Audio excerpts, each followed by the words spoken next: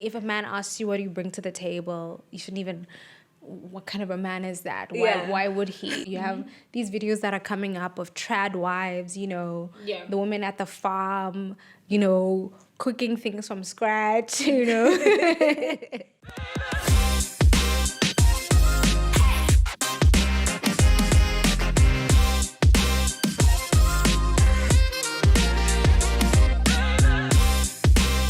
The sapiosexual platter.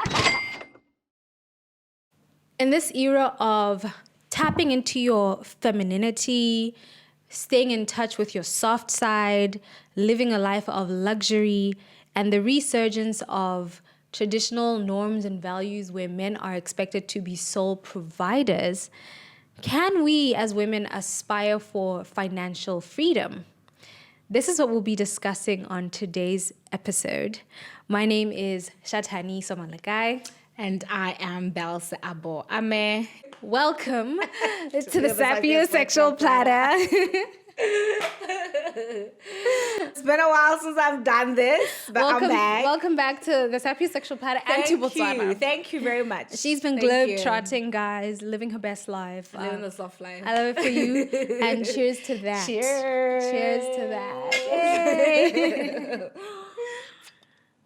Guys, just before we get into the topic, there's a lot of softness taking place today. We just got news that somebody on the show has been appointed to be part of the BCL Commission of Inquiry. So, yeah. Thank you. So the reason why I thought it would be important to discuss this topic was I recently had a discussion with somebody that I've been told not to say is like a friend because I was given very specific instructions not to make friends. Exactly. Like, what are you doing? When she was away on her travel. But yeah, we were having a conversation around, this conversation on femininity and soft life. If you notice on Instagram, everybody's just going back. You have these videos that are coming up of trad wives, the woman at the farm, cooking things from scratch, And interestingly, this woman was just talking about her interpretation of the whole thing. And somehow she is in agreement. She's like, I don't think some of these roles are meant for women. These roles are not meant for women. We're working too hard. We're applying ourselves too much. There's too much stress and, some of these things are not even made for God, by God. She was even quoting the Bible. And I said, whoa. I don't know that the soft life means that women shouldn't be striving to be the best. I don't know that it means that we shouldn't be financially free. I don't know that it means that, we go back to the way things were. I'm not allowed to have other friends, but my other people. What's good for the goose is good for the gander. That's all I'm saying. When I'm talking to my other people and they're just like, yo, like I feel I luxury loves me and I'm meant to be living a luxurious life. But you realize that the way they're thinking about it is I'm meant to be living this luxurious life and a man must be providing me for sure with that luxurious life. And they are exposed to different content that content creators make where you have people just be given like cars, Benzes, houses, Birkins, roses. And you get exposed to that enough that you start to want it. And without having to really go within yourself and say, is this my idea of softness? Why is this my idea of softness? So I think in terms of living the soft life, that's been the redefining characteristics or experiences of it, which is man just shower you with unending luxurious gifts and you as the woman, just your essence is enough and you just have to be in a relationship and just be yourself because what you bring to the table is you. Yeah, you exactly. Are the table. You are the table. You are the table. And you have a sprinkle saying, if a man asks you what do you bring to the table, you shouldn't even, what kind of a man is that? Yeah. Why would he, you know? And, you know, I get what she's saying, but I Yeah. also think there's so much room for misinterpretation. Yeah. And the misinterpretation I see is, you know, women who don't apply themselves at all. Yeah. You know, who don't think it's necessary, and who really aspire to, if I can just get a man, Yeah. then all these problems and issues, you know, will be solved. And you really genuinely expect that of another human being, to like be your sole provider. And I think that it in a way it's I don't know, I just get a sense that energetically it's punching holes in what we've been trying to achieve, in the sense of, why would you go to school for, you know, your primary school, secondary school, do your degree, only to just, you know, do the traditional stuff, which isn't bad, but really, all that investment to just go back and be traditional, I don't know. I'm having trouble just trying to reconcile those notions. So I'm double-minded about it, because I feel that people are taking it to an extreme, maybe on social media, with the idea of softness. But when it comes to just women and what is expected of us, I just think when you decide to be a mother as a woman, it takes so much out of you physically. yeah. And you can't be like, oh, I'm just gonna be a mother, or I aspire to be a mother, I aspire to live a soft life, so therefore I'm not gonna get educated. I think the education helps in terms of running a household, 100%. being able to calculate how much groceries you're gonna have till the end of the month. And I think also just caregiving to the children, helping them with the homework, teaching the children before they go to school, requires you as the woman to have some level of education yourself. And I think also participating in society requires some level of education, so that you're able to partake in the different systems. You don't have to necessarily partake the way that men partake. That's the main conflict that women are having, where it's like there's an expectations for us to perform the way that men perform and do the roles that men do.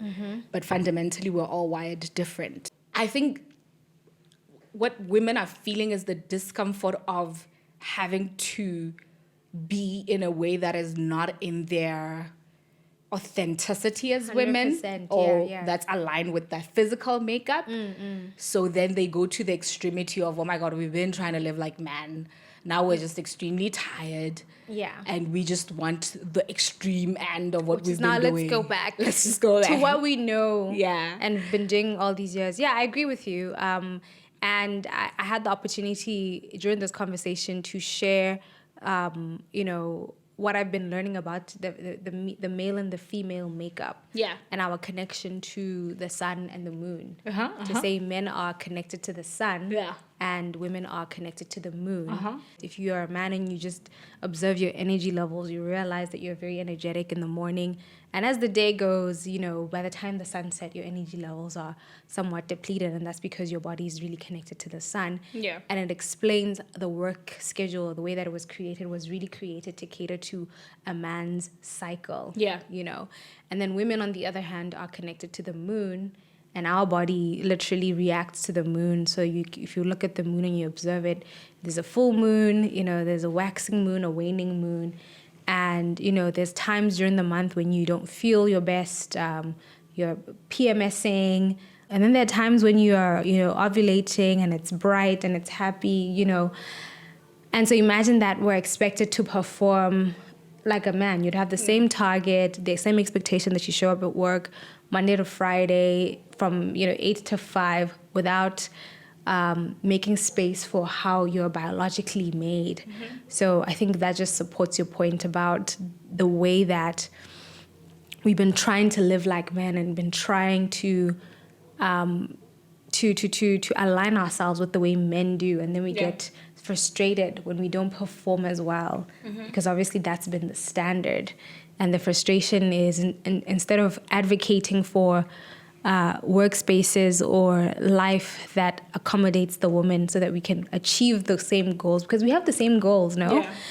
Rather, it's like, you know what, let me just get a man to do this 8 to 5 thing. I'm going to be at home taking care of the kids and, you know. From what you're saying, I'm even thinking that maybe this is a moment for the women who are watching to redefine their work life according to their cycle. Because it's like we're aspiring for the softness for people to provide this life. But is it fair to expect a man to provide a life to you that you can't afford yourself? Is it fair?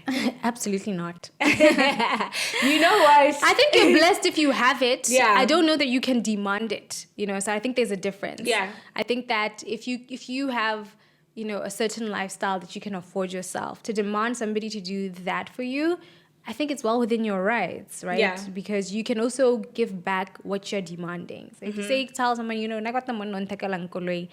great, can you buy him a car? If you can buy him a car, not that you should, but if you can, I think I prefer those kind of measured demands. I feel that is unfair, though. I think so. It's unfair because what men offer and what women offer, it's different. Yeah. And this even brings me back to a conversation that we had about should men provide. Yes. Because we were on the opposite end. Now it's like I'm on the end where I'm just like, of course, he must provide. Give me my softness. You know how hard I work. Yeah. And being a woman, being a woman is a job. I bleed every month. Do you know how that feels? Like every single month to be bleeding. Drama. So I don't know. I don't think it's fair because I think the essence of a woman is similar to that of a garden. And when people look at the sperm, they look at the sperm and they see a seed. And that seed is put into fertile ground, which would be your womb. And then the womb incubates the seeds and forms a baby. So then to say in reciprocity, when a man and a woman are together in a relationship, the man should be giving you something that you can give to yourself or give back. I think it's unfair because the man cannot incubate a baby. Yeah. So therefore, you can't expect that you can buy me a car and I should also be able to buy you a car. Yet if I said to you, then carry the baby for 10 months or incubate a baby, you biologically and physically can't do that. Yeah. So the exchanges are different. What a man offers a woman and what a woman offers a man is different. You can have a woman who will not be able to afford to buy the man a car. But as soon as she is in that man's life, hey, the man can move from not being able to buy a car to being able to afford to buy 10 cars. For sure. And for me, when I look at this conversation, it's more like maybe having a deeper understanding of what the role of a woman is and what her energy can do, and also the role of a man and what the energy of a man does. Yeah. For me, women are magnifiers, they're multipliers. 100%. Give them a seed, you give them a sperm, they give you a baby. Yeah. When you look at the olden days, the people that used to be gardeners or work in the farms apparently were women. Yes, they were. Because women can Well, they're fertile. nurture a garden. Yes. They do that, Yes. So I just think the exchange is unfair to say tit for tat, be able to give me a car, get a car. And yes, women are crying for the softness and I understand why they're crying for the softness. I think maybe it's just about being maybe measured about our demand for the softness. But I definitely think that they should demand what they are due. For sure, and funny thing is, I'm that girl. I'm gonna demand a car, right? Yeah. So don't get it twisted. But my thing is, the topic is financial freedom, right? And like I said, there's a disconnect because, some women who say or demand a car or demand what somebody might consider to be like something big or an unfair, like a fair exchange. Sometimes those are women who really understand, like, say, the money markets. You understand how money is made. You understand financing. You understand business, Yeah. And so the demand as big as it might seem, is also in a way measured and calculated. Yeah. Stems from an understanding of financial systems, and stems from an understanding of, even in your absence, I'll be fine, right? Yeah. I'm making this demand because you're in my life, and for me, to the extent that you're in my life, you ought to provide some level of value, as a man, Yeah. right? And of course, you need to take care of the kids if they're there, right? They're also your obligation. My thing is this idea of, women are magnifiers.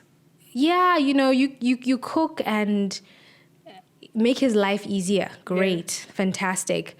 The reality, though, and this is, as usual, I'm going to bring my legalese into the mix to say, if he were to pass away, God forbid, then what happens? Yeah. Where is your magnifying energy? What does it do for you when you don't know how to take care of finances? Yeah. And that actually happened. That's what happened to, was it Kris Jenner? I think Kris Jenner spoke about it. She said when Yeah. Robert Kardashian passed away, she found herself in a position where she's like, I don't know how to do anything. Yeah. And, by the grace of God, she's been able to get to where she is. But clearly she learned the lesson in the hard way, that, this idea of a man will do everything for you. Yeah, you can be lucky and meet that man. But what if he leaves? Then what happens? Yeah. You know what I mean? And do you not put yourself do you not expose yourself to harm and to being exploited and, having less bargaining power to the extent that you can't even provide for yourself, and I think that is why I wanted us to have this conversation, to say it's well and good when all the pieces of the puzzle come together. Yeah. And there are women who have the manifesting energy where they actually get that, A lot of women don't, you know, and I think it's a disservice and an injustice not to tell them, yeah, girl, na le magnifying power, you know what I mean?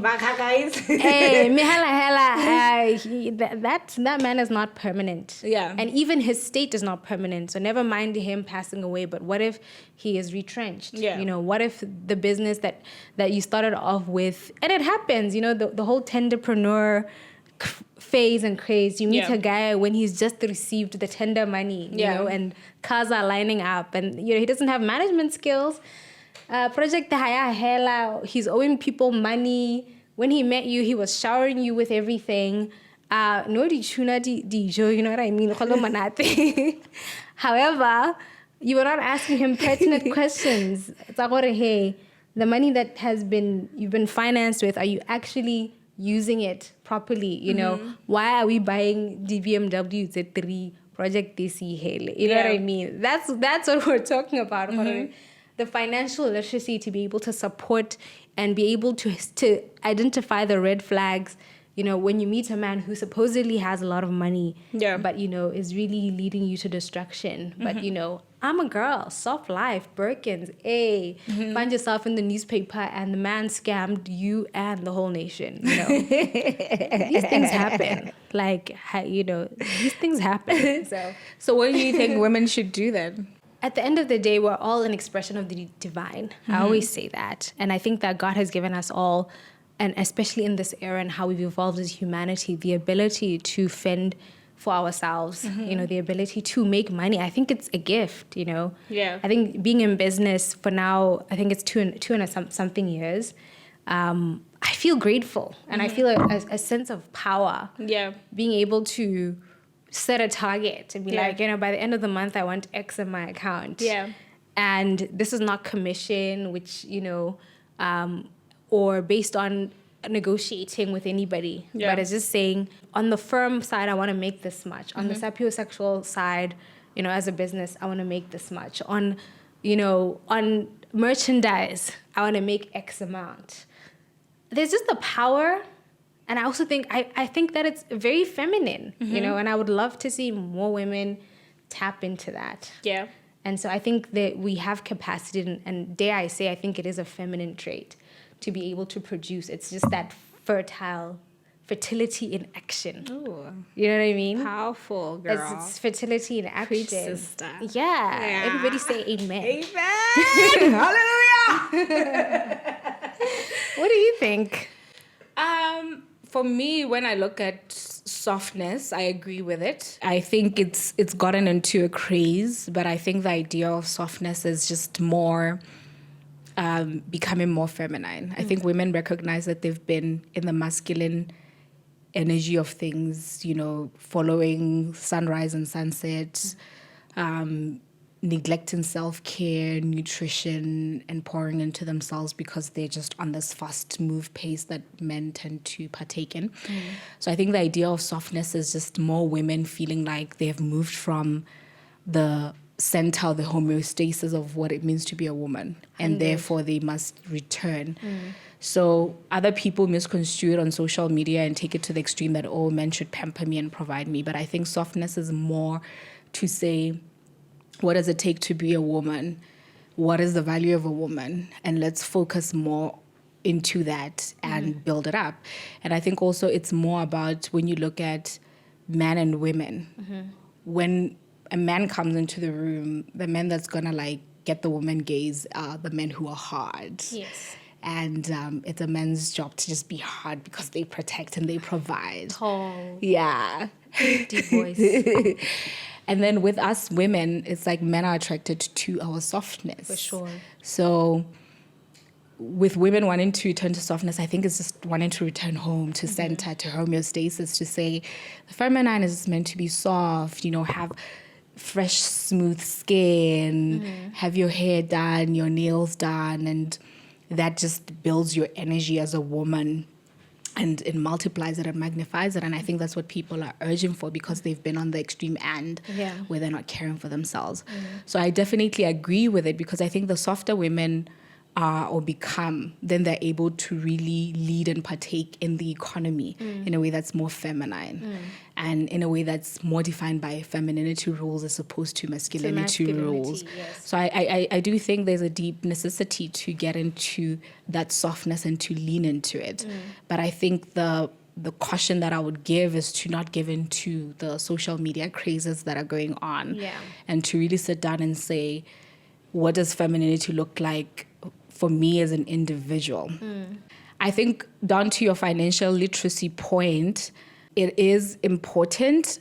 I would just say that women should maybe pursue financial independence with methods that are more feminine. 100. Yeah. Yeah. Instead of like wanting financial literacy and say, I'm going to go out there and get a 9-to-5 job, it would be, we're in a world right now where there's just plenty of opportunities. So what can I do or what can I create